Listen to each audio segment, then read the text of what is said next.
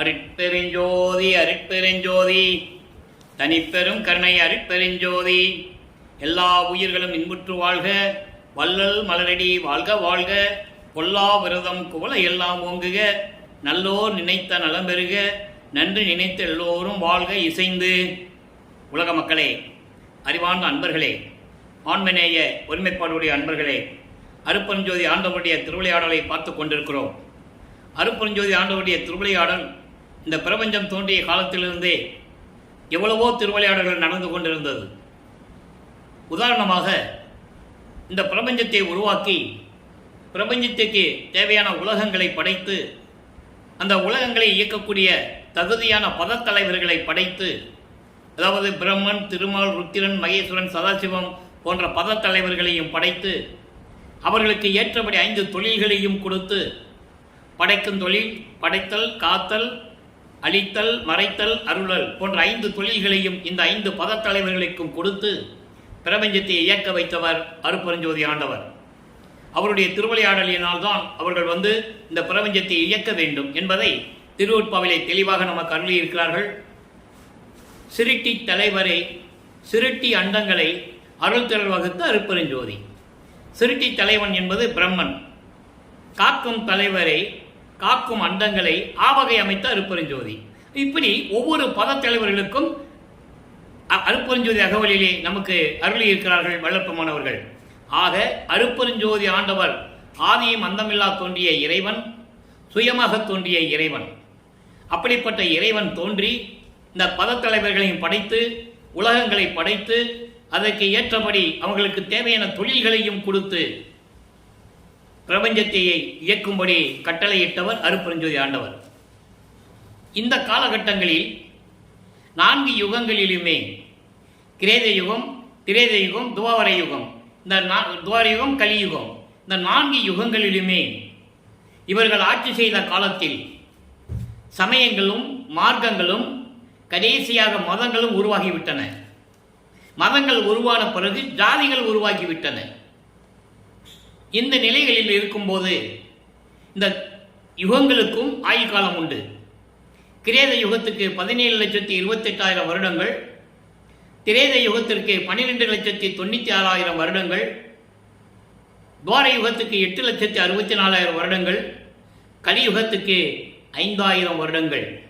ஆனால் கலியுகத்திற்கு சித்தாந்தமும் வேதாந்தமும் கூறுகின்றன 4,32,000 ஆண்டுகள் என்று.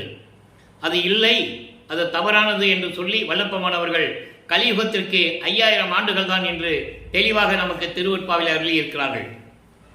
ஆக இந்த யுகங்களுடைய காலகட்டங்கள் முடிந்தவுடனே அந்த யுகங்கள் அழிந்துவிடும். கிரேத யுகம் அழிந்தவுடனே திரேத யுகம் துவங்கும். திரேத யுகம் அழிந்தவுடனே துவாபர யுகம் துவங்கும். இந்த 3 யுகங்கள் அழிந்தவுடனே கலியுகம் தொடங்கும். ஆக ஒவ்வொரு யுகங்களுக்கும் ஆயுள் காலம் உண்டு. அந்த யுகங்களிலே ஆட்சி செய்த பதத்தலைவர்களுக்கும் ஆயுள் காலம் உண்டு, அவங்களுக்கும் ஆயுள் காலம் உண்டு. இவனுக்கு பிரம்மனுக்கு 4,32,000 வருடங்கள், திருமாலுக்கு 8,64,000 வருடங்கள்,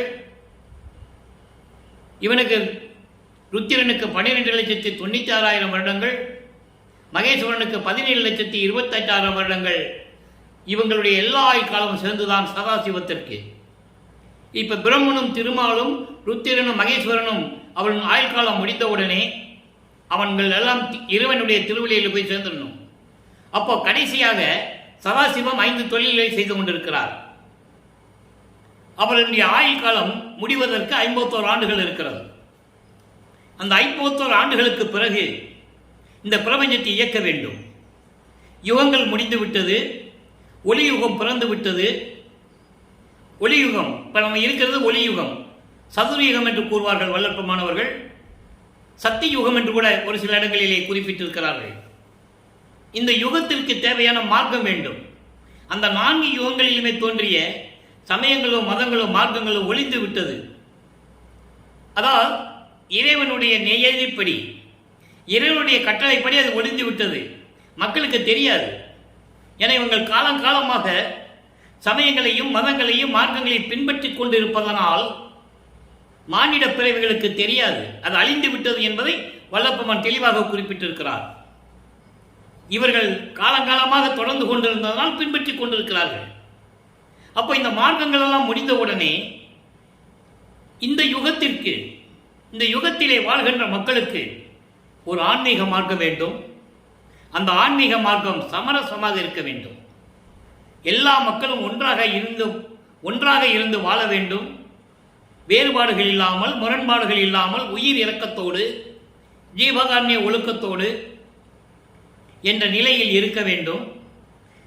மகிழ்வுற்று வாழ வேண்டும், இன்புற்று வாழ வேண்டும் என்பதற்காகவே தனது மகனை, தன் அருளால் பெற்றெடுத்த ஒரு செல்வ மகனை, செல்வ பிள்ளையை இன்று பெயரிட்டு வளர்த்து கொண்டிருக்கிறார் விண்ணுலகத்திலே.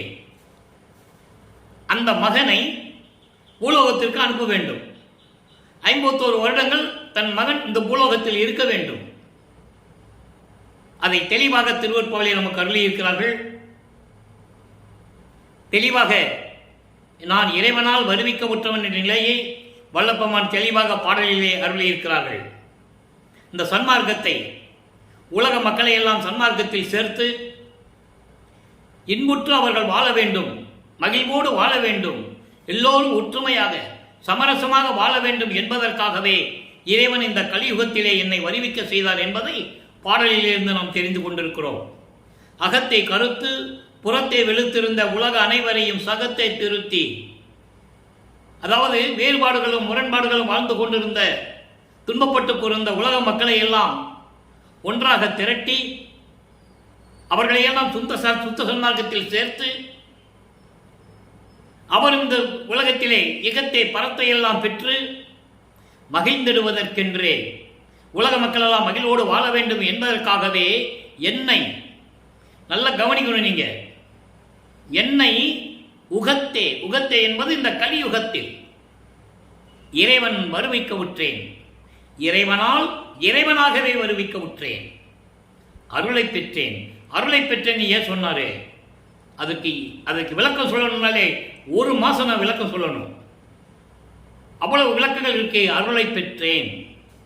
விண்ணுலகத்திலே நான் என் தந்தையிடம் இருந்தபோது, மகனை நீ பூலோகத்திற்கு செல்ல வேண்டும் என்று சொல்லும்போது நான் தயங்கிய போது, அவர் லட்சுமியும் சரஸ்வதியும் என்னிடம் அனுப்பி என்னை வணங்கி, லட்சுமி சரஸ்வதியும் என்னை வணங்கி என் முன் பாடி ஆடி என் சம்மதத்தை பெற்றுக் கொண்டார்கள். என் தந்தையின் கட்டளைப்படி நான் இந்த பூலோகத்திற்கு வருவிக்க விட்டேன் என்று கூறுகிறார். அத்தனையும் பாடல்களிலே உண்டு, யாரும் மறுக்க முடியாது. எல்லாமே இங்கே பேசக்கூடிய கருத்துக்கள், விளக்கங்கள் எல்லாமே திருவருட்பாவில் நமது பிள்ளை பெருமான் அவர்களால் அருளப்பட்டது என்பதை இங்கே நான் பதிவு செய்ய கடமைப்பட்டிருக்கிறேன். ஆக 51 வருடங்கள் இழுத்து இந்த பிரபஞ்சத்தை இயக்க வேண்டும் என்பதற்காக அருட்பெருஞ்சோதி ஆண்டவர் தனது மகனை, தனது செல்வ பிள்ளையை இந்த பூலோகத்திற்கு ஒரு தாயின் வழியாக வருவிக்க செய்தார். தாயின் வழியாக வருவிக்க செய்ததே ஒரு திருவிளையாடல். நல்லா புரிஞ்சுக்கணும். நீங்க வல்லப்பெருமானவர்கள் வருவிக்க விட்ட இடம் மருதூர் என்ற ஒரு கிராமம், சிதம்பரம் பக்கத்தில். வருவிக்க விட்ட குடும்பம் ராமையா பிள்ளையும் ராமையா பிள்ளையும் சின்னம்மையார் அவர்களும் அவர்களுடைய மகனாக 5வது மகனாக வருவிக்க விட்டார். எப்படி வருவிக்க விட்டார் என்பதை திருவருட்பாவில் மட்டுமல்ல, பாடலில் மட்டுமல்ல, உரைநடை பகுதியிலும் தெளிவாக நமக்கு அருளி இருக்கிறார்கள். அந்த தாயின் கருவறையிலே பிண்ட வடிவத்திலே நமது குழந்தை இறைவன் பிள்ளை பெருமானவர்கள் இருந்தபோது அங்கே இறைவனுடைய திருவிளையாடல் எப்படி நடந்தது என்பதை நமக்கு தெளிவாக கூறியிருக்கிறார்கள். அந்த விளக்கத்தை எல்லாம் நாம் பார்த்து விட்டோம். கருவறையிலே இருக்கும்போது கருவறை இருட்டாக இருக்கிறதே, வெளிச்சமில்லையே என்று சொல்லும்போது தனது தந்தை அருட்பெருஞ்சோதி ஆண்டவர் அங்கே மகனுக்கு ஒளிகாட்டியது. பசிக்கிறது என்று சொல்லும்போது அங்கே அருளமுதம் தன் மகனுக்கு ஊட்டியது. உடம்பு புழுக்கமாக இருக்கிறது என்று நினைக்கும் போது அமுதக்காற்று, தென்றல் காற்று வீசியது. எல்லாமே ஒரு தாயின் கருவறையில் இருக்கும்போது நடக்கிறது. மக்களிடம் வெளியே யாரும் சொல்லவில்லை. அதனால்தான் மக்களுக்கு தெரியவில்லை. புராணங்களிலும் காவியங்களிலும் சமயங்களிலும் நூல்களிலும் கூறப்பட்ட அத்தனை விஷயங்களையும் சொன்னார்கள். மக்கள் ஏற்றுக்கொண்டார்கள். மக்களுக்கு தெரிந்தது. இதை யாருமே கூறவில்லை. நல்லா நீங்க புரிஞ்சுக்கணும். அப்போ வல்லப்பமானவர்கள் 10 மாதம் அந்த அம்மையார் புண்ணியவதி, அந்த அம்மையார் புண்ணியவதி சின்னைமையாருடைய வயிற்றிலே 10 மாதம் நமது குழந்தை இறைவன் தங்கியிருந்து, நல்லா நீங்க கவனிக்கணும். ஒரு தாய் கருவறையிலே ஒரு குழந்தை இருக்கும்போது அந்த குழந்தைக்கு தாயின் வழியாகத்தான் உணவு செல்லும். வல்லப்பெருமானுக்கு அப்படி அல்ல.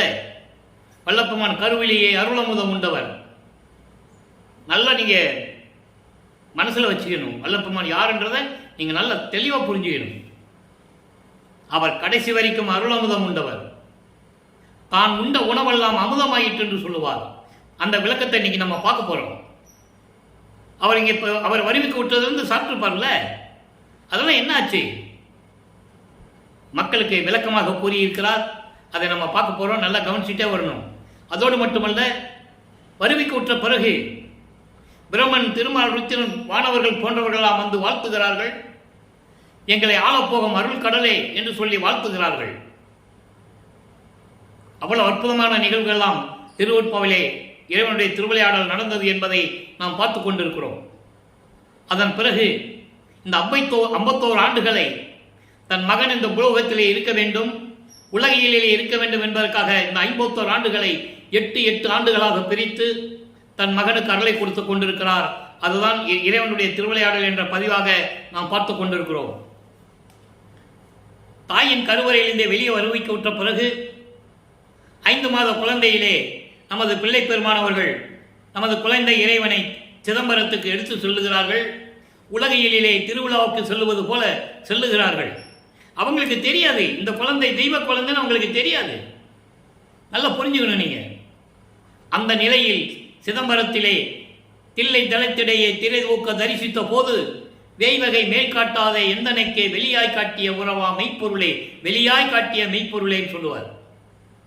இறைவனுடைய வெட்ட வெளியை, அதான் சிதம்பர ரகசியம், தன் மகனுக்கு 5 மாத குழந்தையிலே காட்டிவிட்டார் அருட்பெருஞ்சோதி ஆண்டவர். அதன் பிறகு அவருக்கு மறைப்பு நிலை ஏற்படுகிறது. இங்கே ராமையா பிள்ளையும் சின்னையம்மை அவர்களும் தன் மகனுக்கு பெயர் வைக்க வேண்டும் என்பதற்காக உலகில் வழக்கப்படி சுற்றத்தாரையும் சொந்தக்காரங்களையும் கூட்டுக்கிட்டு மருதூர் பக்கத்தில் பின்னலூர்னு ஒரு கிராமம் இருக்கு. அந்த கிராமத்திலே ராமலிங்கேஸ்வரர் கோயில் ஒன்று இருக்கு, இப்பவும் இருக்கு, நீங்க போனா பார்க்கலாம். அங்கே வரலாறு இருக்கிறது. நமது பிள்ளை பெருமான் அவர்களுக்கு ராமலிங்கம் என்று பெயர் வைத்த இடம் அந்த இடம்தான். நல்லா நீங்க புரிஞ்சுக்கணும். அதோடு மட்டுமல்ல, அவருக்கு மொட்டையடித்து காது ஊத்தி கடுக்கான்னு போட்டாங்க. அப்ப இறைவனிடம் சொல்லுகிறார், சூட்சமமான ஒரு விளக்கம் இருக்கிறது. அங்கே நீ ஒரு தாயின் கருவறையில் வைக்கும்போது காது குத்தல, கடுக்கான் போட்டாங்க.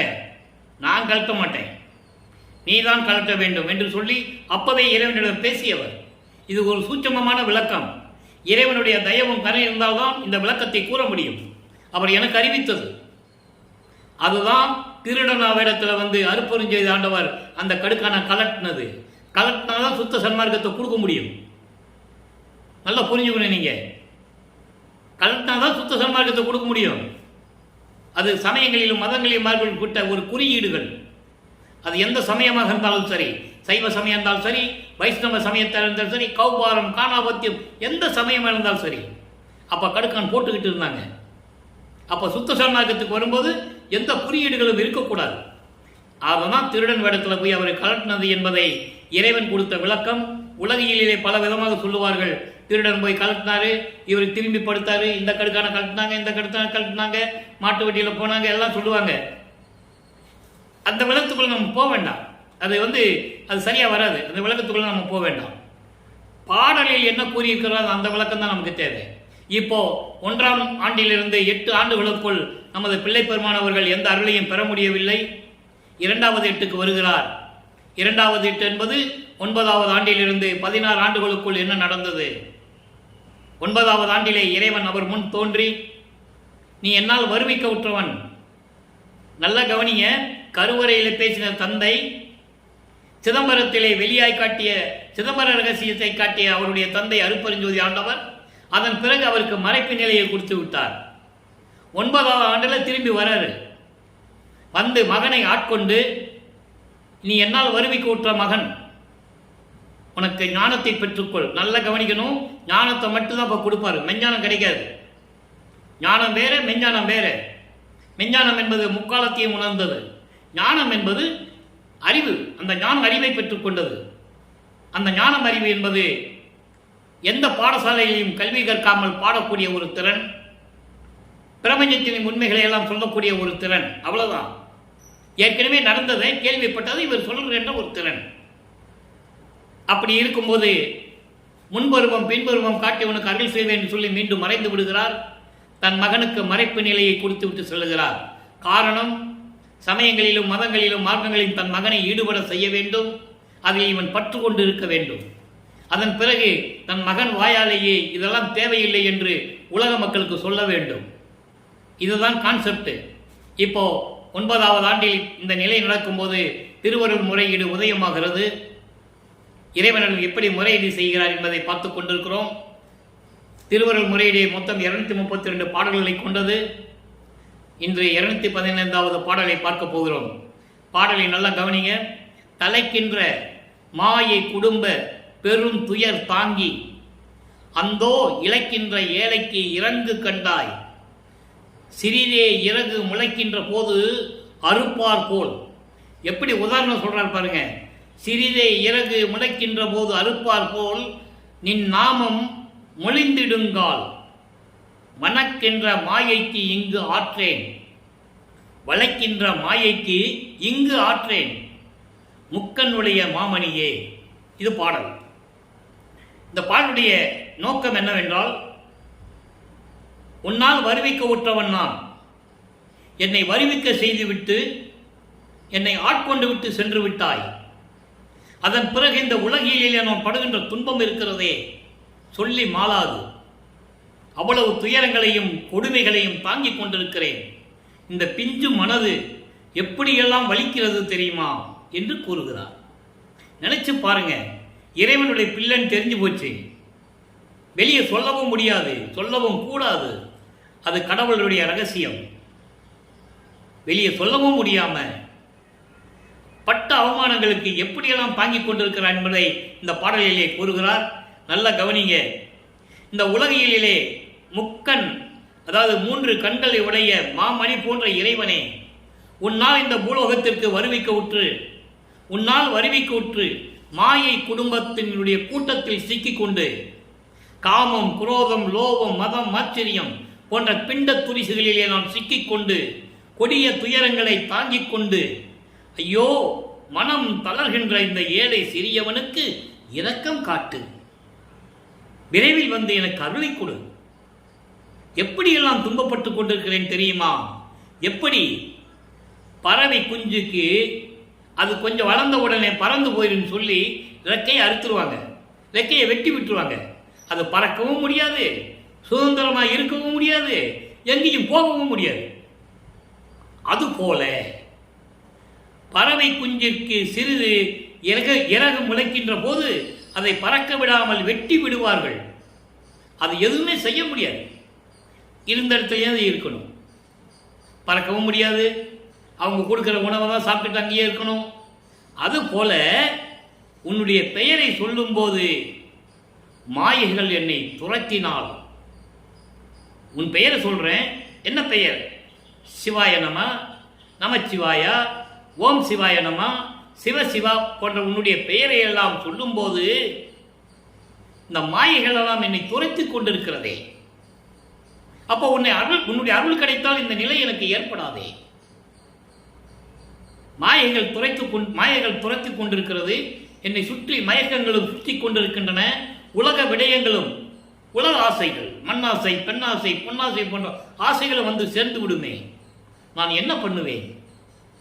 இந்த பூலோகத்தில் என்னால் இனிமேல் பொறுத்து கொள்ள முடியாது. என்னை ஏன் வருவிக்க செய்தாய்? என்ன காரணத்திற்காக என்று எனக்கு தெரியவில்லை. விரைவில் வந்து எனக்கு அருள்வாயாக என்று சொல்லி இந்த பாடலை நமக்கு அருளியிருக்கிறார்கள். என்ன அற்புதமான இடம், என்ன அற்புதமான இடம். எத்தனையோ பேர் இந்த பிரபஞ்சத்தில் கோடான கோடி பேர்கள் பிறந்தார்கள், வளர்ந்தார்கள், இறைவனை பாடி போற்றி போற்றி என்று பாடினார்கள், அருளை பெற்றுக் கொண்டார்கள். இதையெல்லாம் புராணங்களிலே சொல்லப்பட்டதை மக்களிடம் மேடையிலே பேசினார்கள். வல்லப்பெருமான் அவர்கள் 9வது ஆண்டிலிருந்து இந்த நிலைகள் எல்லாம் எப்படி வந்தது, நான் எப்படி இருக்கிறேன் என்று மக்களிடம் யார் சொன்னது? ஒரு ஆள் கூட சொல்லலை. வல்லப்பெருமான் வருவிக்க விட்டு 202 ஆண்டுகள் ஆகிவிட்டது. அவர் அருப்பெருஞ்சோதி ஆண்டவராகி கிட்டத்தட்ட 152 ஆண்டுகள் முடிவடைய போகிறது. யார் சொன்னாங்க? சொல்லவே இல்லை. அவர் பாடலிலே அதுக்காக தான் என்றாவது ஒரு நாள் எவனாவது ஒருவன் பேசுவான் என்று சொல்லிதான் இந்த வள்ளலார் ஒளி எனக்கு இந்த விளக்கத்தை கொடுத்திருக்கிறார் என்பதை நான் பெருமையுடன் சொல்லிக் கொள்வதில் ஆசைப்படுகிறேன். அப்ப இந்த நிலையில் இருக்கும்போது இறைவனிடம் முறையீடு செய்து விட்டார். இப்ப அவருக்கு ஞானம் கிடைத்து விட்டது. 13வது ஆண்டில் வருவிக்க விட்டு 13வது ஆண்டு. வல்லப்பெருமானுக்கு வயதில்லை. வல்லப்பெருமானை பற்றி கூடும்போது தயவு செய்து சொல்லுகிறேன், தாழ்மையுடன் கேட்டுக்கொள்கிறேன், வல்லப்பெருமானை பற்றி பேசும்போது வயதை குறிப்பிட்டு பேசாதீர்கள். அவர் ஒவ்வொரு யுகத்திலையும் இருந்தவர், இறைவனாகவே வருவிக்க உற்றவர் என்பதை நான் பதிவு செய்ய கடமைப்பட்டிருக்கிறேன். ஆக இந்த நிலையில் இருக்கும்போது 13வது ஆண்டு தொடக்கத்தில் ஏழுகணர் பகுதியிலிருந்து சென்னையிலே ஏழுகணர் பகுதியிலிருந்து திருவொற்றியூர் செல்லுகிறார். மனம் போக சொல்லுகிறது. மனம் போக சொல்லுகிறது என்று சொல்வதை விட அருட்பெருஞ்சாண்டவர் அவரை உள்ளத்தை தூண்டி விடுகிறார். நீ போ, என் மகன் எங்க கூட்டு போன்னு தூண்டி விடுறாரு. அதை சொல்லுகிறார் ஒரு பாடலிலே. அதெல்லாம் நம்ம பின்னால் பார்க்க போறோம். 2ஆம் திருமுறையில் இருக்கு, நம்ம பார்க்க போறோம். இப்போ கூட்டு போயாச்சு. இப்போ அவங்க போயிட்டாரு. திருவொற்றியூரில் போய் தியாகராஜ பெருமானை உருகி உருகி உருகி பாடுகிறார். ஒரு புரோஜனம் இல்லை. ஒருவேளை திருமுல்ல வயல் போனார்ல வாங்கிடலாமோ சொல்லி அங்கே போய் அப்போ அவர் எங்கே போனாலும் நடந்து தான் போகணும். பறந்து போகிற சக்தி இல்லை, மறைந்து போகிற சக்தி இல்லை. ஒரே இடத்துல பல உருவங்கள் இருப்பார். அந்த சக்தியெல்லாம் அப்போ அவருக்கு கிடையாது. மறைப்பு நிலையில் சக்தி பெற்றவர் தான், ஆனால் மறைப்பு நிலையில் இருந்து கொண்டிருக்கிறார். நல்லா புரிஞ்சுக்கணும் நீங்க. அப்போ அந்த நிலையில் இருக்கும்போது எங்கே போனாலும் நடந்து தான் போகணும். திருமுல்ல வயலுக்கு நடந்து போகிறார். எத்தனை கிலோமீட்டர் தெரியுமா? இன்னைக்கு டெவலப் ஆயிடுச்சு சிட்டி, இப்போ எல்லாம் ஒன்றாயிடுச்சு. அன்னைக்கு காடு, வயலும் காடுகளும் நிறைந்த இடம். அங்கே போய் மாசிலாமணி உருகுகிறார். ஒரு புரோஜனம் இல்லை. அப்போ சொல்லுவார். அந்த பாடல் விளக்கத்தில் நம்ம பார்த்துட்டோம். இப்போ நான் வந்து பார்க்க வந்தா என்ன ஏதுன்னு கூட கேட்க மாட்டேன்ற கூட கேட்பார். ஏன் வந்த, எதுக்கு வந்தன்னு கூட கேட்க மாட்டேன்ற. அதுக்கப்புறம் திருவள்ளித்தாயத்துக்கு போவார். அங்கேயும் உருகி உருகி பாடுவார். திருவள்ளித்தாயத்தில் அங்கே ஒரு சிவபெருமான் கோயில் இருக்குது, சென்னைக்குள்ளே இருக்குது சிட்டியில். அப்போ அங்கேயும் போய் உருகி உருகி பாடுவார். ஒரு பிரயோஜனம் இல்லை. மனம் வெறுத்து கந்த துணி கட்டிட்டு இருக்கே, யாரை ஏமாத்த கட்டிட்டு இருக்க, யாரை ஏமாத்துற, நான் என்ன நினைச்சிட்டு இருக்க, நீ புதுமையன் புதியன் என்று என்னை போக்குதுரோ நீர். அந்த பாடல் விளக்கத்தெல்லாம் பார்க்க போறோம். புதியன் என்று என்னை போக்குதுரோ நீர், பூர்வித்தினும் உன் பூங்குழலுக்கு அன்பு கூண்டவன். அதோடு மட்டுமல்ல, மற்ற பழங்கணக்கினை பார்ப்பதில் என்னை பழைய கணக்கெல்லாம் பேச சொல்றியா ஒன்னுகிட்ட? நல்லா இருக்காது. சீக்கிரம் வந்து எனக்கு அருளை கொடு, இல்லை கந்த துணியை எனக்கும் கொடு, கட்டிக்கிட்டு 2 பேரும் நடு ரோட்டில் நிற்போம். உலகத்தில் இருக்கிறவங்க வரவங்க போகிறவங்கள பார்த்து பேசிட்டு போகட்டும். அப்பனும் பிள்ளையும் கந்த துணியை கட்டிட்டு ரோட்டில் நிற்கிறாங்கன்னு சொல்லிட்டு போகட்டும். எனக்கு பழி இல்லை. இந்த பழி சொல்லுக்கும் இழி சொல்லுக்கும் ஆளாகாதே என்று கூறுவார் திருவள்ளித்தாயத்திலே. அந்த விளக்கத்தையும் பார்த்து விட்டோம். இப்போ மறுபடியும் திருவொற்றியூரிலே இருக்கிறார். இதுவரையும் 23 பதிகங்களுடைய சுருக்கத்தை நாம் பார்த்து விட்டோம். இப்போ நான் சொல்லிட்டேன். இப்போ 24வது பதிகம் தியாக விண்ணப்ப பதிகம் 8வது பாடல். நல்லா கவனிக்கணும். இந்த பாடல் தியாக பண்ண பதிகம் என்பது இறைவனுடைய பெயரை சொல்லிவிட்டு, அருளை சொல்லிவிட்டு, எப்படிப்பட்ட இறைவன் சொல்லிவிட்டு, நீ எனக்கு அருளை கொடுக்கட்டனா, நீ எனக்கு அருளை கொடுக்கலன்னா, என்னை ஆண்டு கொண்டு எனக்கு அருளை கொடுக்கலன்னா, நீ என் சிவபெருமானா இருந்தானே, தியாகராஜ பெருமானா இருந்தானே, யாரா இருந்தானே, நீ ஒரு பிச்சைக்காரன் சொல்லுவார். நீ ஒரு பிச்சை பெருமான். அந்த பதிகத்தை இன்னைக்கு 8வது பாடலை பார்க்க போறோம். நல்லா கவனிங்க. வர மன்றலினார் குழலோடும் வேல் மகனாரோடும் தான் அமருகின்ற திற மன்றவு நின்று எழில் கண்டிடுவான் சிறக்க எமக்கு ஒன்று அருளானே. இந்த ஒன்று அருளானேல் தான் நமக்கு முக்கியமான வார்த்தை. அண்டர்லைன். பரமன் பரமன் தனி மால் விடை ஒன்று உடையான், பனியே பனியாய் பறிவுற்றான், தலையான் பிரம தலையான் ஒற்றி தியாக பெருமான் பிச்சை பெருமானே. உலக மக்களுக்கு சொல்ற தன்னுடைய மனத்தில் இருந்த ஆதங்கத்தை இரண்டாம் திருமுறையிலே, அதாவது இரண்டாவது எட்டில் இருக்கும்போது 9வது ஆண்டிலிருந்து 16 ஆண்டுகளுக்குள் இருக்கும்போது இரண்டாம் திருமுறை உருவாகிறது. 113 பதிகங்கள். இப்போ நம்ம 24வது பதிகத்துக்கு தான் வந்திருக்கோம். 3ஆம் திருமுறை பதிகம் முடிவடைய போகிறது. 1ஆம் திருமுறையில் பதிகங்கள் இருக்கு. 4ஆம் திருமுறை இன்னும் கொஞ்சம் இருக்கு. அந்தந்த நேரத்தில் தேவையான பாடல்களை மட்டும் நாம் எடுத்து கூறிக்கொண்டிருக்கிறோம். அதான் கனெக்டிவிட்டின்னு சொல்லுவாங்க. பொருள் கரெக்டாக வரணும். இப்போ என்ன சொல்றாரு இந்த பாட்டில்னா, அதாவது வரமன்றிலின் மனமுள்ள மலர்களை சூழ்ந்த கூந்தலை உடைய என் அம்மை உமையாளோடும் வேலியை ஏந்தி கொண்டிருக்கின்ற முருகனோடும் அமர்ந்திருக்கின்ற அந்த அழகான காட்சியை கண்டு நான் மகிழ்ந்து கொண்டிருக்கின்றேன். அப்படிப்பட்ட எனக்கு, நல்லா கவனிக்கணும் நீங்க, தான் அமருகின்ற திறமறைவு என்று எழில் கண்டிடுவான். அந்த அழகை பார்த்து நான் ரசித்துக் கொண்டு இப்படிப்பட்ட இறைவனை பற்றி நினைத்துக் கொண்டிருக்கின்ற எனக்கு சிறிது அளவு கூட நீ அருளை கொடுக்காவிட்டால், ஒன்று அருளானே, சிறிது அளவு கூட நீ அருளை கொடுக்காவிட்டால் நீ பரமனா இருந்தா என்ன, பெரிய காலை வாகனம் மீது வருகின்ற இறைவனா இருந்தா எனக்கு என்ன, பாம்புகளை எல்லாம் கழுத்திலே அணிகலனாக அணிந்து கொண்ட இறைவன் என்று சொன்னால் எனக்கு என்ன, பிரம்மன் தலையானான், பிரம்மனுக்கு முன்னமானவன். இதுலயும் சொல்ற பாருங்க. இப்ப அவருக்கு மெஞ்ஞானம் இல்லாம இருந்தாலே அந்த பகுதியை சொல்றாரு. பிரம்மனுடைய முன்னானவன், எல்லாருக்கும் முன்னானவன் சிவனேசவன் என்பதை சொல்லுவாரு. அந்த விளக்கத்தை நம்ம பார்க்க போறோம். சிவனேசவன் தான் மொத்தம் 106 பாடல்கள் இருக்கு. அடுத்து அதை தான் நம்ம தொட போறோம். வடிவுடைய மாணிக்க மாளிகைக்கு அப்புறம் சிவனேசவன் என்பதை பார்க்க போறோம். அப்போ இந்த நிலைகள் எல்லாம் இருக்கும்போது நீ பிரம்மனுக்கு முன்னவனா இருந்தா எனக்கு என்ன, திருவொற்றியூரிலே தியாகராஜ பெருமான் இருந்து என்ன பிரயோஜனம்? நீ பிச்சை பெருமான். எனக்கு அருளை கொடுக்கலன்னா நீ எப்படிப்பட்ட ஆளா இருந்தா எனக்கு என்ன? நீ எனக்கு தந்தையா இருந்தா என்ன, நான் உனக்கு மகனா இருந்தா என்ன, நீ பிச்சை பெருமான் என்று சொல்லி இந்த பாடலையும் கல்லியிருக்கிறார்கள். ஆக அன்பர்களே, 16 ஆண்டுகள் வரைக்கும் நமது பிள்ளை பெருமான் அவர்கள் இந்த நிலையில் தொடர்ந்து கொண்டிருக்கிறார். நல்லா கவனிக்கணும் நீங்க. அப்போ 3வது எட்டில் அடியெடுத்து வைக்கிறார். இப்போ வல்லப்பமானவர்கள் 24 ஆண்டுகளுக்குள் என்ன நடந்தது? 16 ஆண்டுகள் வரைக்கும் ஒன்றும் இல்லை. இப்ப 17வது ஆண்டிலிருந்து 24 ஆண்டுகளுக்குள் இந்த 8 ஆண்டுகள், 3வது 8, மொத்தம் 56 ஆண்டுகளை பிரிக்கும் போது 6 8 48. அந்த கடைசி 3 வருஷம் தான் அங்கே மேட்டுக்குப்போ சித்தி விழாவும். அதை நம்ம அப்புறம் பார்ப்போம். இப்போ 3வது 8க்குள்ள வரும்போது என்ன நடந்தது? மொத்தம் 19 பதியங்கள், 18 பதியங்களுடைய ஒரு சுருக்கம். அதாவது இப்ப எங்கேயும் அவர் போறதில்லை. திருமலை வாயிலோ திருவள்ளி போறதில்லை. எங்க போனாலும் நடந்து போக வேண்டியிருக்கு. கால் வலிக்கும் இல்லை, மன சோர்ந்து போச்சு இல்லை, எந்த விதமான புரோஜனம் இல்லை, மன நொந்து போயிருக்கிறார். அப்போ தியாகராஜ பெருமானை பார்த்து இப்போ அங்கதான் இருக்கிறாரு. திருவொற்றியூரில் இருக்கும்போது 18 பதியங்களை நம்ம பார்த்துருக்கோம். அதனுடைய விளக்கம் உருகி பாடி புரோஜனம் இல்லை.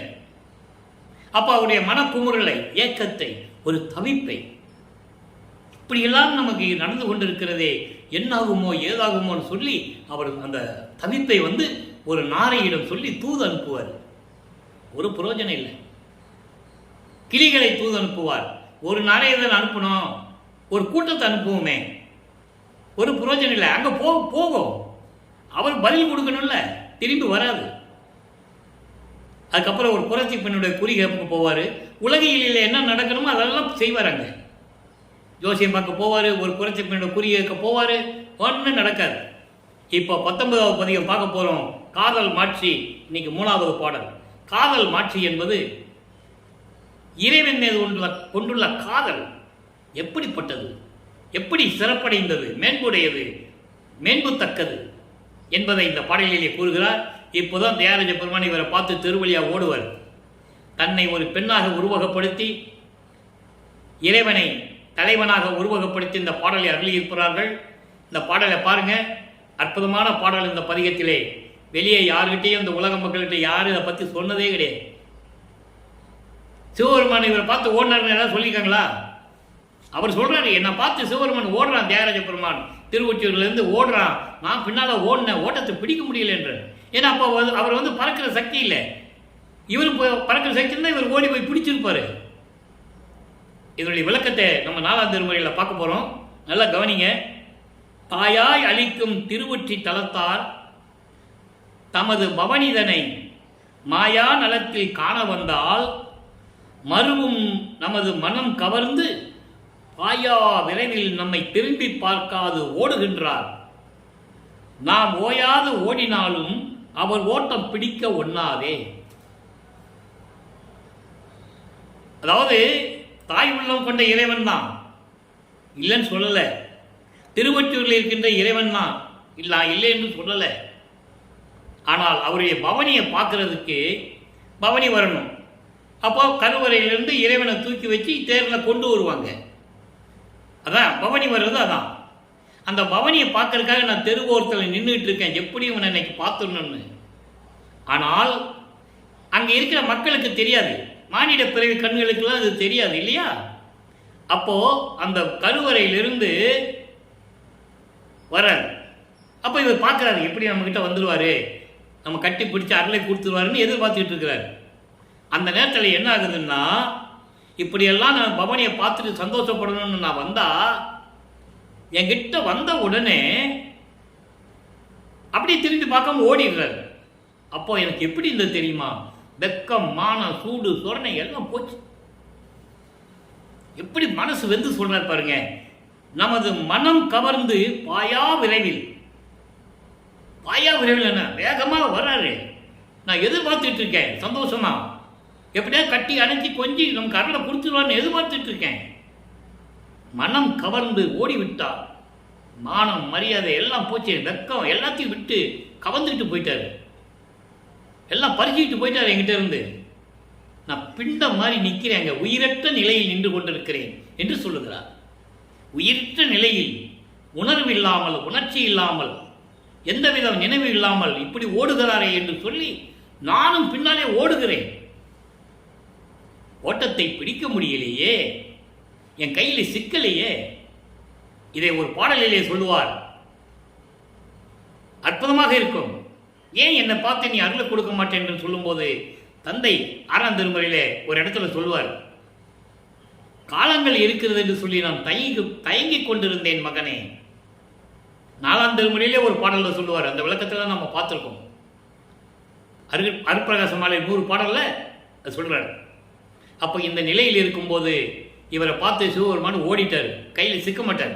ஏன்னா இதில் உள்நோக்கம் இருக்கிறது, இன்னும் ஆண்டுகள் இருக்கிறது, இன்னும் 17 ஆண்டுகள் இருக்கிறது. 24 ஆண்டு வரைக்கும் தான் இப்போ நடக்குது, இன்னும் 17 ஆண்டுகள் பாக்கி இருக்கு. அப்போ வல்லப்பமானவர்கள் இந்த நிலையில் இருந்து கொண்டிருக்கிறார் என்பதை நீங்கள் புரிந்து கொள்ள வேண்டும். இப்போ 4வது எட்டுக்கு போகணும். 4 8 32 4ஆம் திருமுறை உருவாகிறது. அங்கே அன்பு மாலை, அருட்பிரகாச மாலை, அபராத மன்னிப்பு மாலை, எல்லா பாடல்களையும் நம்ம பார்த்து விட்டோம். அதனுடைய சுருக்கம் நீ பேலன்ஸ் இருக்கு, 2 பதியம் இருக்கு. பிரசாத மாலை, பத்தி மாலை. பிரசாத மாலை அவ்வளவு விளக்கங்கள் இருக்கிறது. அதை நான் எப்போ சொல்லுவேன்னா, நடராஜபதி மாலை பார்க்கும்போது அந்த பிரசாத மாலை வரும். ஆனால் அங்கே தான் கனெக்ஷன் இருக்கு.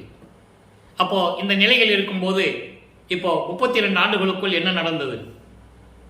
25ஆம் ஆண்டு தொடக்கத்தில் இருந்து 24 வருஷம் வரைக்கும் ஒன்றும் இல்லை. 25வது ஆண்டு தொடக்கத்தில் இருந்து 32 ஆண்டுகளுக்குள், அந்த 8 ஆண்டுகளுக்குள் என்ன நடந்தது என்பதை 4ஆம் திருமுறையிலே நாம் பார்த்து விட்டோம். அதில் முக்கியமான ஒரு திருவிளையாடல் 27வது ஆண்டு தனக்கோடி அம்மையாருக்கு தாலி கட்டி அந்த அம்மாவுக்கு மோட்ச வீட்டை காட்டி விமோசனத்தை கொடுத்தது. அதை பாடலிலே தெளிவாக நாம் பார்த்து விட்டோம். அந்த திருமணத்தின் போது பிரம்மன், திருமால், ருத்திரன் போன்ற பதத்தலைவர்கள், சத்தர்கள், சக்திகள், முனிவர்கள், ரிஷிகள் அத்தனை பேரும் அங்கே வாழ்த்துவதற்காக காத்து கொண்டிருக்கிறார்கள். பாடலிலே தெளிவாக குறிப்பிட்டிருக்கிறார். அதை நம் விளக்கத்தை எல்லாம் பார்த்து விட்டோம். தன்னுடைய தந்தையும் தாயும் வரவில்லை என்று ஏங்குகிறார். அருட்பெருஞ்சோதி ஆண்டவரும் சிவகாமி வள்ளி வரவில்லை என்று ஏங்குகிறார். அப்படி என் மனம் எப்படி துன்பப்பட்டது என்பதையும் அந்த பாடலிலே கூறியிருக்கிறார். அதன் பிறகு மகனுடைய வருத்தத்தை கண்டு அருட்பெருஞ்சோதி ஆண்டவரும் சிவகாமி வெள்ளியும் 2 குதிரை மாட்டின தேரில் போய் மணமக்களை எப்படி வாழ்த்துகிறார்கள் என்பதை சூட்சமமாக கூறியதை 6ஆம் திருமுறையிலே நாம் பாடல்களிலே பார்த்து விட்டோம்.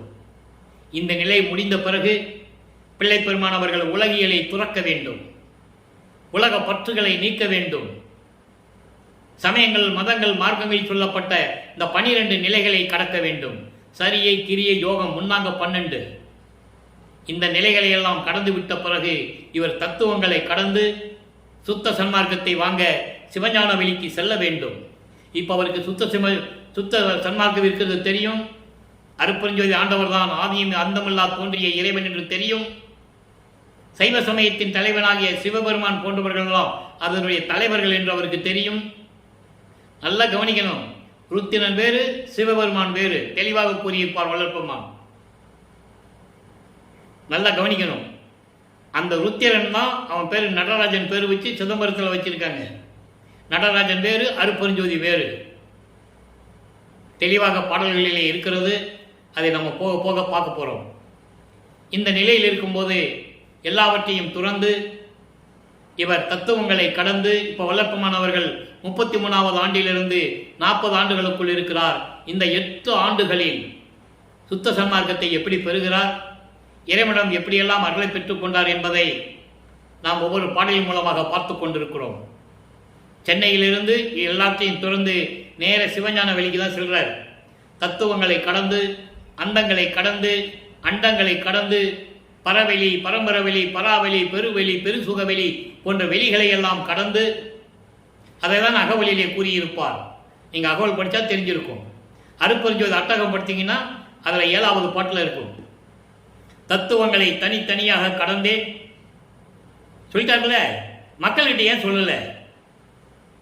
சுத்த சன்மார்க்கத்தை இங்கே போர்டு வச்சு உருவாக்குனாரா?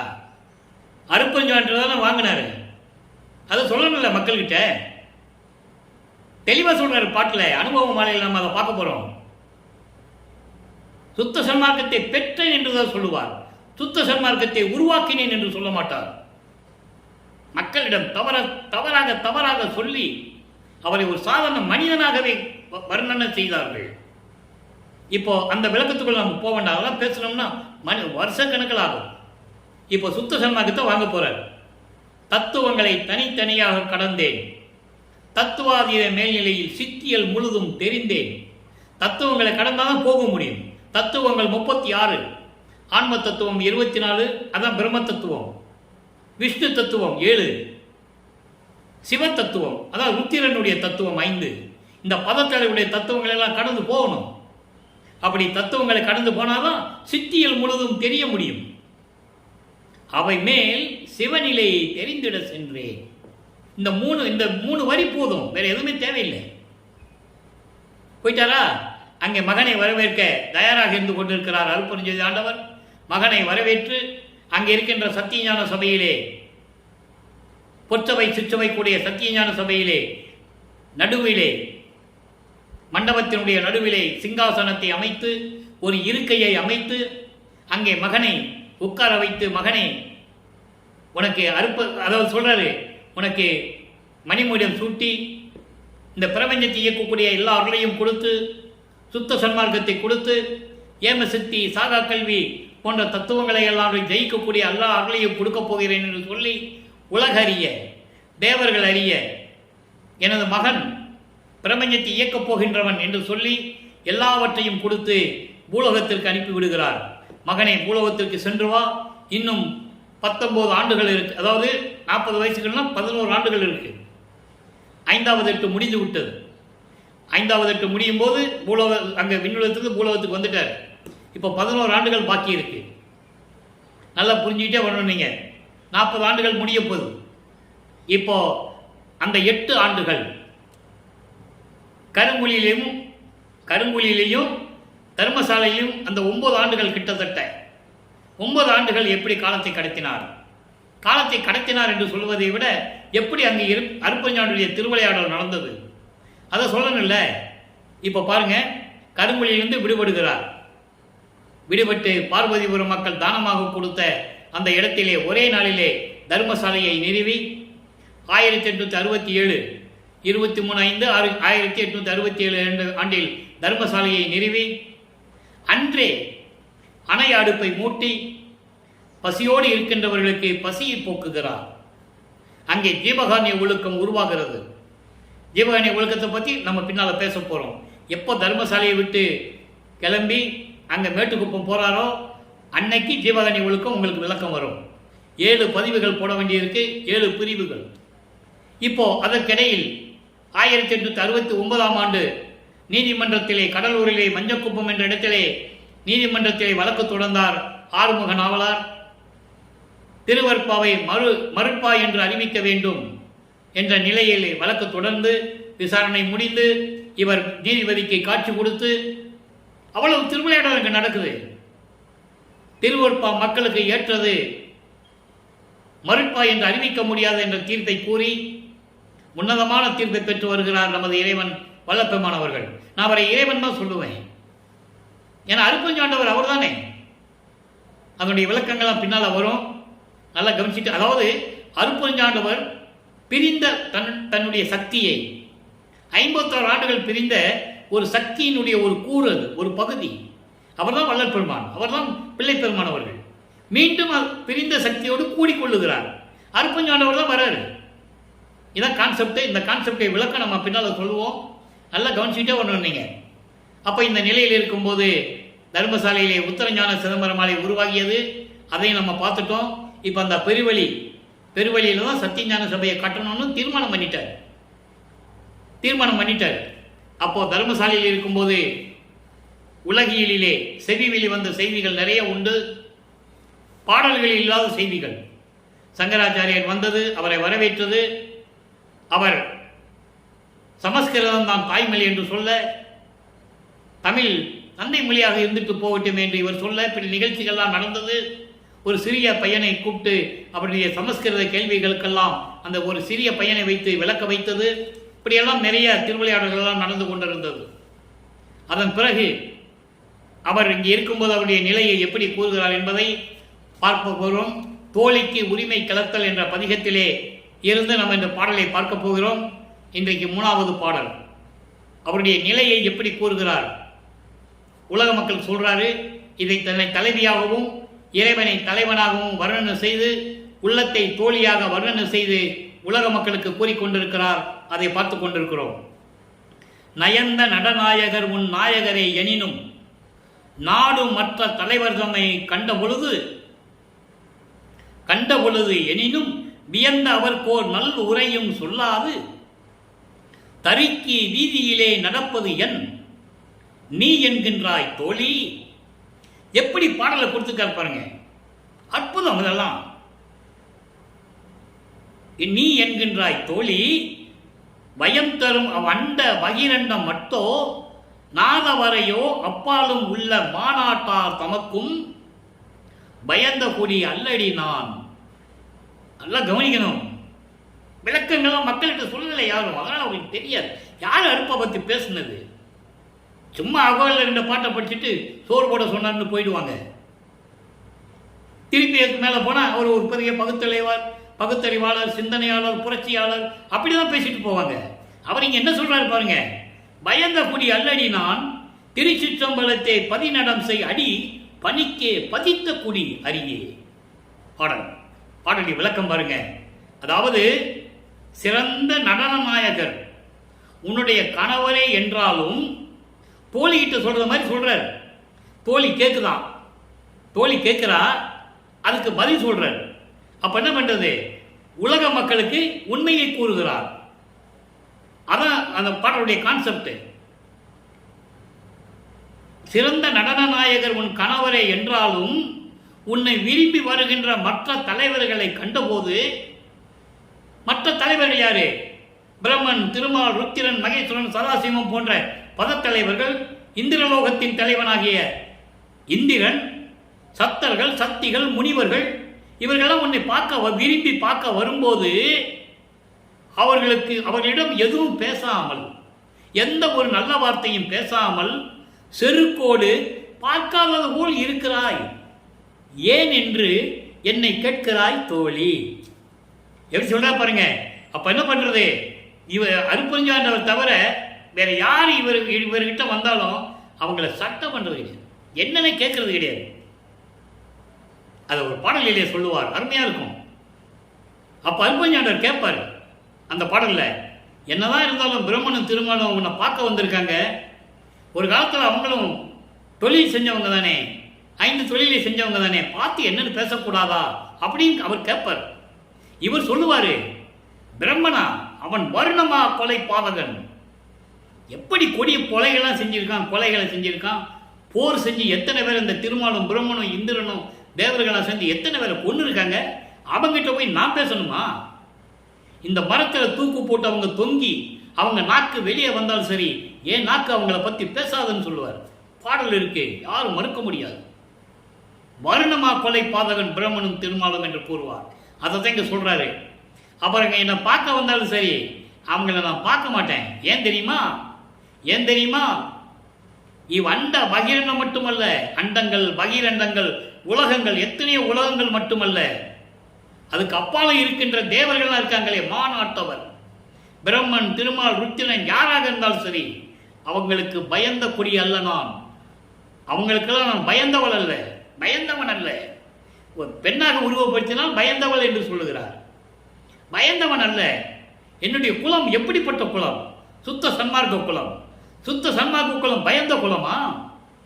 அப்படிப்பட்ட குலத்தில் இருந்து நான் வரவில்லை. தெளிவா சொல்றாரு, பயந்த குலத்தில் இருந்து வந்தவள் இல்லை நான். யாருக்கு நான் பயப்பட மாட்டேன். திருச்சிற்றம்பலத்திலே இருந்து கொண்டு அருள் நடனம் செய்து கொண்டு திருவிளையாடல் செய்து கொண்டிருக்கின்ற எனது கணவரின், அதாவது எனது தந்தையின் திருவடிக்கை பணி செய்வதற்காக நான் வருவிக்க உற்றவன்.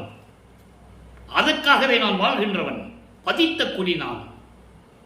ஆக அன்பர்களே, இந்த பாடலுடைய விளக்கம் பார்த்தீங்களா? எப்படி இருக்கு பார்த்தீங்களா? இப்படிப்பட்ட வள்ளல் பெருமானை வெளியே யாருக்கும் சொல்லலையே. என்ன சொல்றாரு பாருங்க. அவங்கெல்லாம் வந்தாலும் சரி, நான் சட்டம் பண்ண மாட்டேன்னு சொல்லுவார். பார்க்க மாட்டேன். செத்து பிறந்து செத்து பிறக்கும் இவர்கள், இந்த தேவர்கள் எல்லாம் என் முன் வழியிலர் என்று சொல்லுவார். பாடல் உண்டு. எனக்கு நிகரானவர்கள் கிடையாது. நான் பிரமனால் படைக்கப்பட்டவன் அல்ல, திருமாலால் காக்கப்பட்டவன் அல்ல. யாருடைய கண்ட்ரோலையும் நான் கிடையாது. யாரும் என்னை அதிகாரம் பண்ண முடியாது. என் தந்தை அருப்பெருஞ்சோதி ஆண்டவருடைய செல்வ பிள்ளை நான். சுத்த சன்மார்க்கத்தின் குலமகன் நான் அப்படின்னு சொல்லுவார். அதை தான் இங்கே சொல்றாரு, பயந்த குடி அல்ல நான் சொல்லிட்டு அடுத்து தத்துவ வெற்றிக்கு வருவோம். போ அடுத்த பகுதி பதிகம் 99 தத்துவ வெற்றி 3வது பாடல். தத்துவ வெற்றியை எப்படி ஜெயிக்கிறார்? பன்முகம் சேர் மனம் என்னும் ஓர் பரியாச பயலே, பதையாதே சிதையாதே பார்க்கும் இடமெல்லாம் பொன்முகம் கொண்டு அடிக்கடி போய் குதியாதே எனது குறிப்பின் வழி நின்றிடு, இன் குதிப்பு நடவாது. என் முனம் ஓர் புல் முனைமேல் இருந்த பனித்துளி நீ, இம்மெனும் முன் அடக்கிடுவேன். என்னை அறியாயோ? நான் யாரு நினைச்சிட்டு இருக்கேன்? பின்முன் என் நினையேல் கான், சிற்றவையில் நடிக்கும் பெரிய தனி தலைவனுக்கு பெரிய பிள்ளை நாம். இது பாடல். மனதை எப்படி அடக்குகிறார் அதை உலக மக்களுக்கு தெரிவிக்கிறார். அதாவது பல முகங்களை கொண்ட, பல வடிவங்களில் திரிந்து கொண்டு குரங்கு போன்று பேயாட்டம் ஆடிக்கொண்டிருக்கின்ற சிரிப்புக்கு உரிய காமெடி பீஸ். அவன் அடிக்கடி சினிமாவில் பார்ப்பீங்க, காமெடி பீஸ்ன்னு சொல்லுவாங்கள்ல, அந்த மாதிரி பரியாச பயிலன்னா சிரிப்புக்கு உரியவன் நீ. அப்படிப்பட்ட நீ ஆடாதே, துள்ளாதே, சாகாதே, பார்க்கும் இடமெல்லாம் பொன்முகம் கொண்டு அடிக்கடி போய் குதியாதே, எல்லா இடத்திலும் கோபமாக நின்று கொண்டு குதித்து விளையாடாதே. எனது குறிப்பின் வழி நின்றிடு, என் வசப்பட்டு நீ நின்றிடு. நான் சொல்றதை கேட்கணும். நீ கேட்கலன்னு வச்சுக்கோ, உன் குதிப்பெல்லாம் இங்கே நடக்காது. உன் துள்ளலும் இந்த குதிப்பெல்லாம் இங்கே நடக்காது. என் முனம்போர், நீ எனக்கு முன்னால யாரு நினைக்கிற? ஒரு புல்லு மேலு முனையில் நிற்கும் பனித்துளி போற நீ. பனிக்காலங்களில் பாருங்க, புல்லு மேலே பனித்துளி அப்படியே நிற்கும். அப்புறம் என்ன, அந்த பனித்துளி கரைஞ்சு போயிடும்.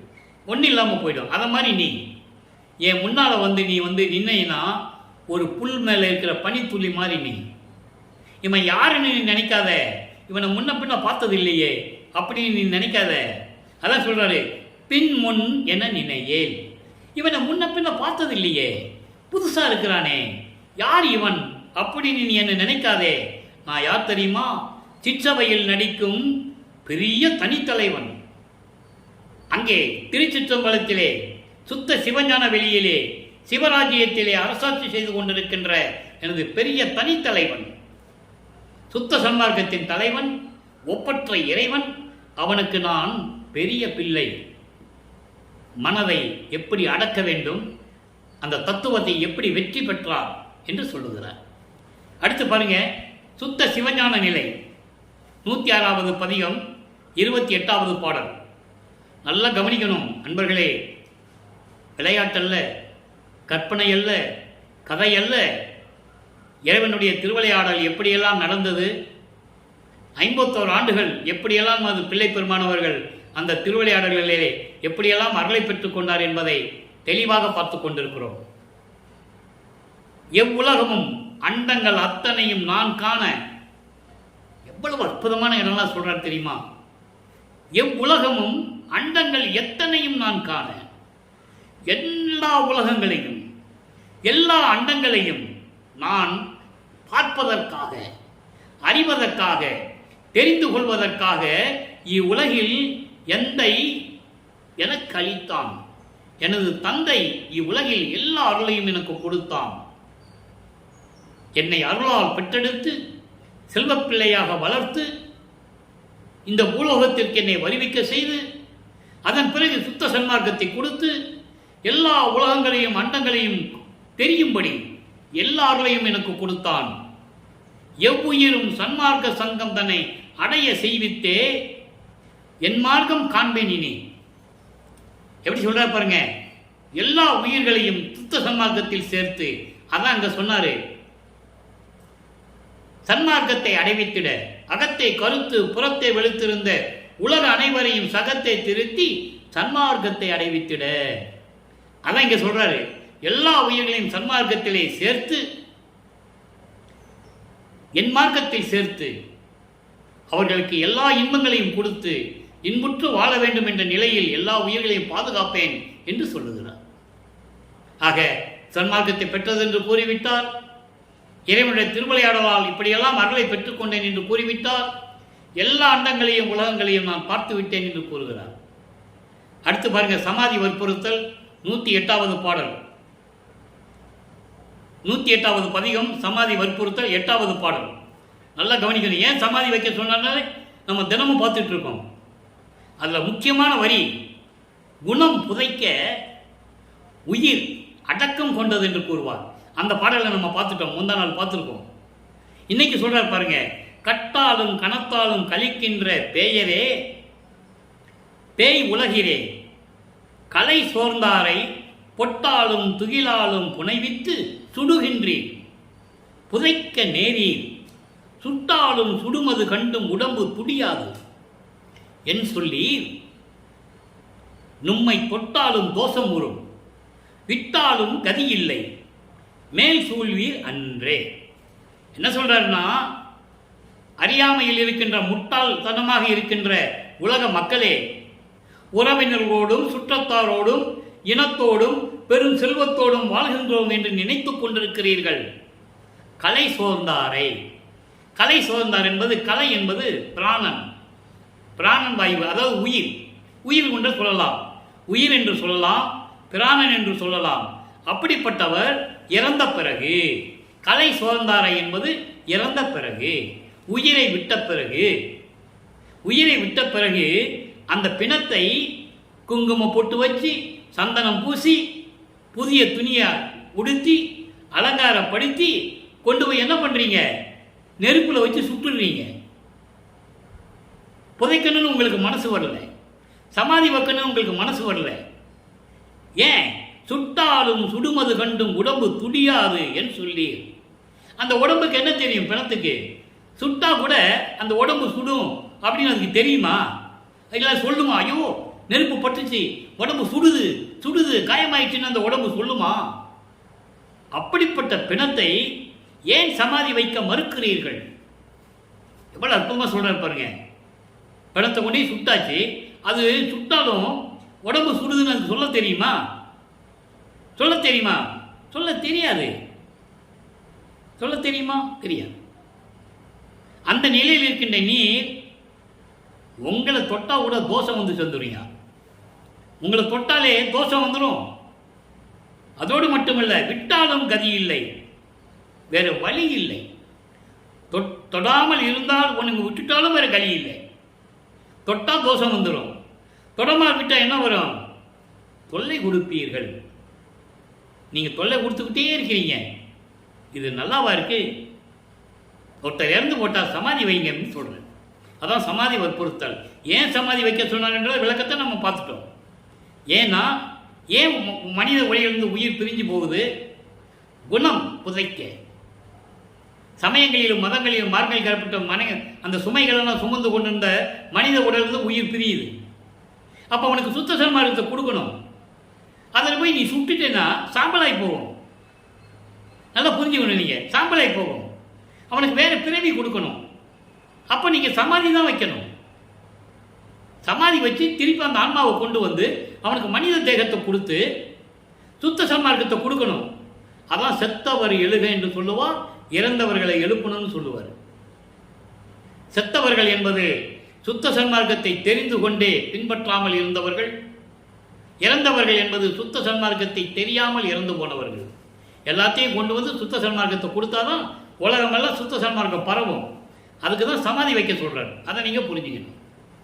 அதுக்கு அடுத்து பாருங்க, தனித்திராளங்கள்ல ஒரு பாடல், அற்புதமான பாடல், 110வது பதிகம், தனித்திராளங்கள் 56வது பாடல். இந்த சமாதி வைக்கன்னு சொல்றதனுடைய தொடர்புடைய ஒரு பாடல். அதனால் இறைவனுடைய அறிவுரைப்படி தான் நான் சொல்லிட்டு இருக்கேன். எனக்கு இதை சொல்லணும் அதை சொல்லணும் எனக்கு தெரியாது. இறைவன் என்ன அறிவுறுத்துகிறாரோ அந்த பாடலுக்கு ஏற்றபடி அடுத்த பாடல் பதியத்திலிருந்து வரும். சமாதி வற்புறுத்தியுள்ள பாடலுக்கு தனித்திராளங்கள் 56வது பாடல்கள் எப்படி இருக்குன்னு எனக்கு எப்படி தெரியும்? அதான் நீங்கள் கொஞ்சம் கவனமாக இருக்கணும், கேட்கணும். என்னடா இவன் இப்படியெல்லாம் சொல்கிறாங்க, தப்பாக நினைக்காதீங்க தயவு செஞ்சு.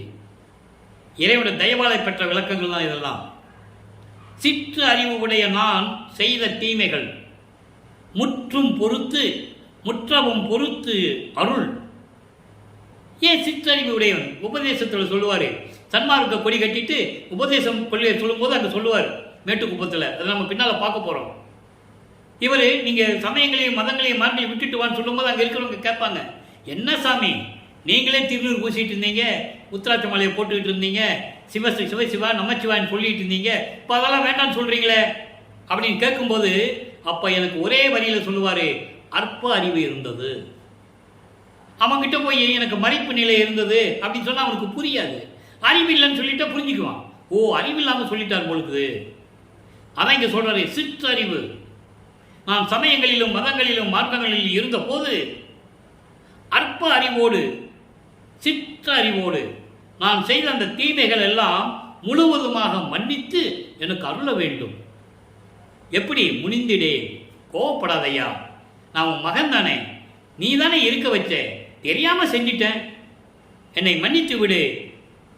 இன்றே தெற்று என அருப்பெருஞ்சோதி செல்வமும் இப்பையே தயங்காமல் உடனேயே எனக்கு அருப்பெருஞ்சோதியை கொடுத்து அருள் செல்வங்களை எல்லாம் கொடுத்து மற்ற செல்வங்களை எல்லாம் மற்ற அருள்களை எல்லாம் கொடுத்து என்னை ஆட்கொள்வாயாக வரதனே என்று கூறுகிறார். அருப்பெருஞ்சோதியை என்று கூறுகிறார். அடுத்து பாருங்க, ஒரே ஒரு விளக்கம், நேரம் கடந்து கொண்டிருக்கிறது. மெய்யர்கள் வியப்பு 66வது பாடல். மலத்தில் புழுத்த புழுவும் நிகரமாட்டான் ஆயினேன், வள்ளல் கருணை அமுது உண்டு இன்ப நாட்டான் ஆயினேன். குலத்தில் குறியில் குணத்தில் பெருமை கொள்ளான் ஆயினேன், கோதில் அமுது உண்டு எல்லா நலமும் உள்ளான் ஆயினேன். அதாவது என்ன சொல்றார் தெரியுமா?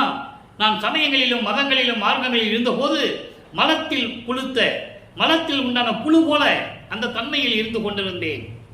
அப்போ எனக்கு சுத்த சன்மார்க்கத்தை கொடுத்து, அதான் கருணை அமுது. சுத்த சன்மார்க்கத்தில் இருந்தால் தான் கருணை இருக்கும். சுத்த சன்மார்க்கத்தை கொடுத்து என்னை சிவராஜ்யத்துக்கு அரசனாக்கி விட்டாய். இன்ப நாட்டானானேன். சுத்த சிவராஜ்யத்துக்கு என்னை அரசனாக்கி விட்டாய்.